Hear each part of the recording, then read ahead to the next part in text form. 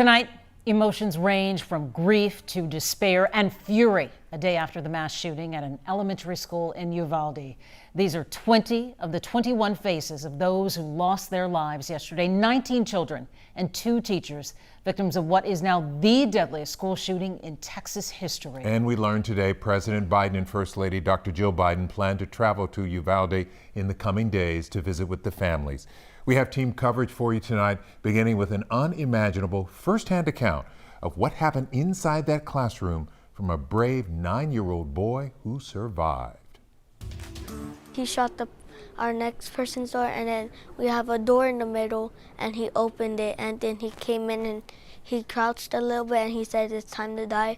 When he shot, it was very loud and it hurt my ear. When I saw the bullets on the floor, it was real. Recounting the nightmare, this 4th grader, a survivor of the mass shooting inside Robb Elementary. His parents not wanting him on camera, but he wanted to share what happened. And when I heard the shooting through the door, I told my friend to hide under something so he won't find us. I was hiding hard, and I was telling my friend to not talk because he's gonna hear us. The cop said, "Help if you need help," and then one of the persons in my class said, "Help."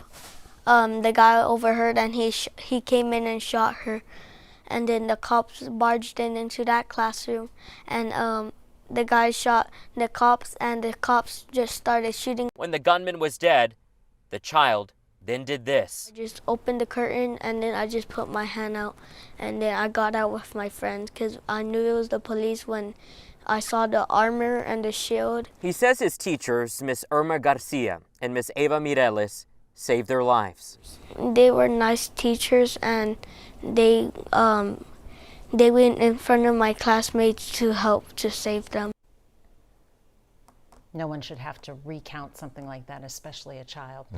That was Henry Ramos reporting. Our team coverage continues now with Jason Miles, who was at an emotional prayer vigil in Uvalde tonight. And Xavier Walton is also there. He has the latest on the investigation. Xavier?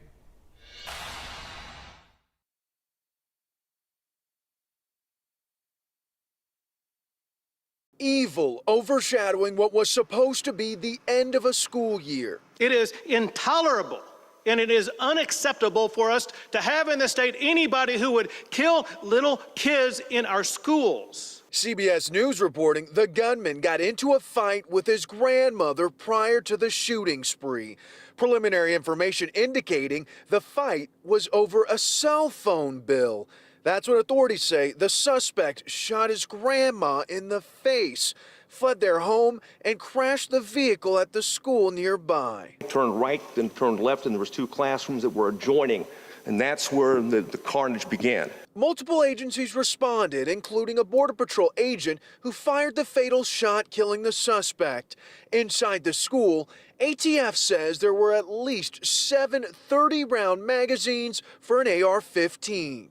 But I can tell you those officers that arrived on the scene and put their lives in danger, they saved other kids. The family of victims hearing all of this for the first time less than 24 hours later. In the crowd, Beto O'Rourke, Democratic candidate for Texas governor, speaking out. Some disagreed, but here's someone who didn't. I have about 5 or 6 friends that lost their kids yesterday, and it's devastating. Oh my goodness, 5 or 6, talk about heartbreak and healing. Families here still want to know the big question, the big answer, why did this happen in the first place? I'll send it back to you. Yeah, that's still the mystery. Xavier, thank you. Now let's turn to Jason Miles, who attended a vigil where hundreds of people showed up to offer comfort and support. Jason, extremely heavy hearts there tonight.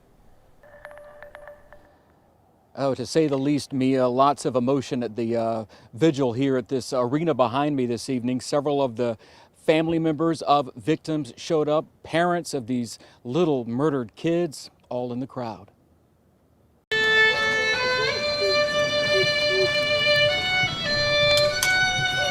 Crying accompanied Amazing Grace during a tearful vigil. You may cry, because our hearts are broken. Organized by a number of Uvalde area ministers. Restore us, Father.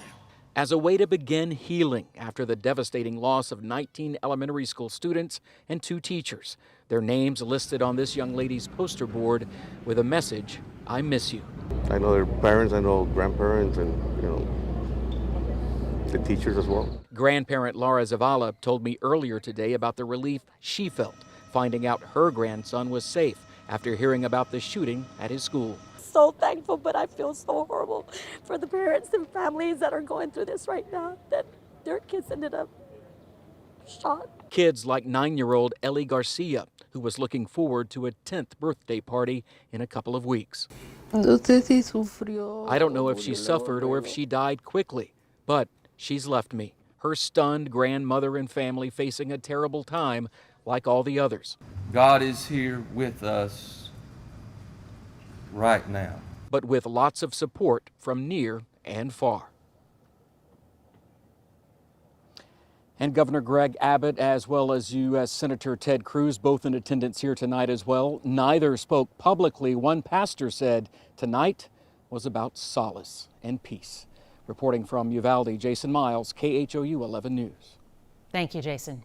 Now to the dramatic shouting match that broke out during an update from state leaders today. Democratic gubernatorial candidate Beto O'Rourke took aim at Governor Greg Abbott, saying current gun legislation is to blame for the massacre.